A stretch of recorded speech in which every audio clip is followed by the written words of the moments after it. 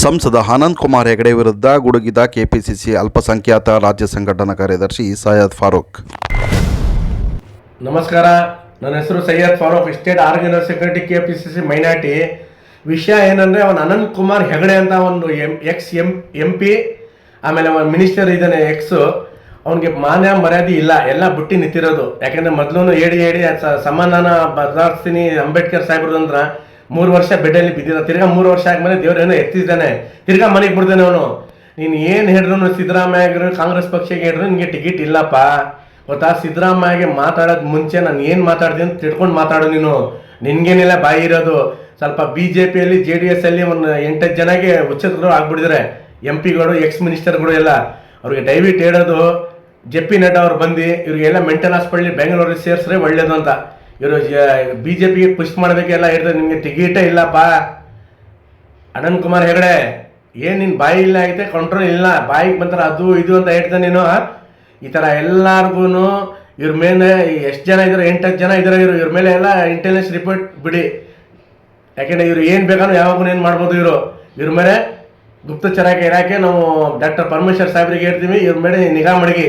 ಯಾಕೆಂದರೆ ಏನು ಬೇಕಾದ್ರೂ ಮಾಡ್ತಾರೆ. MP ಎಲೆಕ್ಷನ್ ಬರ್ತಿರೋದು ಇವ್ರಿಗೆ ಏನಿಲ್ಲ, ಬರೀ ಹಿಂದೂ ಮುಸ್ಲಿಮ್ಸೇ ಇವ್ರಿಗೆ, ಬೇರೆದು ಅಭಿವೃದ್ಧಿ ಏನಿಲ್ಲ, ಝೀರೋ. ನೋಡಿ, 20 ರೂಪಾಯಿಗೆ ಬೆಂಗಳೂರಿಗೆ ಸ್ಪೀಡ್ ಪೋಸ್ಟ್ ಹೋಗ್ತದೆ, ಇವತ್ತು 41 ರೂಪಾಯಿ, 42 ರೂಪಾಯಿ.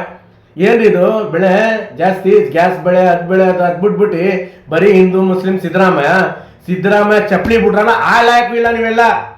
ಯಾರ್ಯಾರು ಸಿದ್ದರಾಮಯ್ಯ ಅವ್ರ ಬಗ್ಗೆ ಹೇಳ್ತಾರೆ, ಅವ್ರು ಚಪ್ಪಲಿ ಬಿಟ್ಟಿದ್ದಾರಲ್ಲ, ಸಿದ್ದರಾಮಯ್ಯ ಚಪ್ಪಲಿ ಚೇಂಜ್ ಮಾಡಿದಾರ, ಹಾಳಾಕಿಲ್ಲ ನೀವೆಲ್ಲ ಹೇಳೋರು.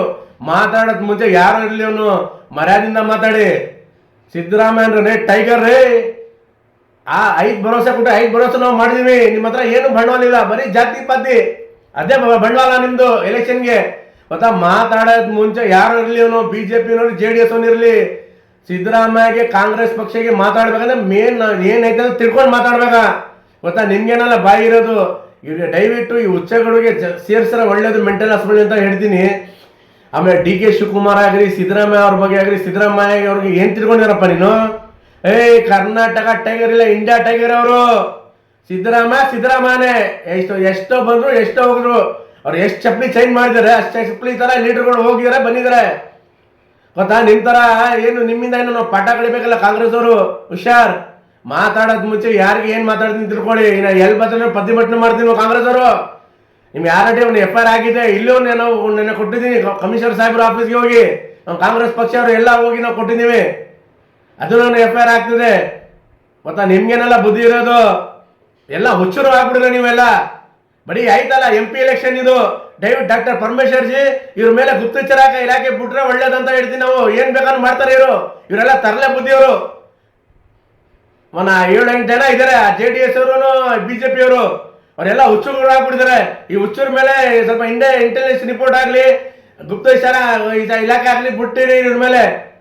Siddaramaiah tiger of Siddaramaiah. Jai Hind, Jai Karnataka.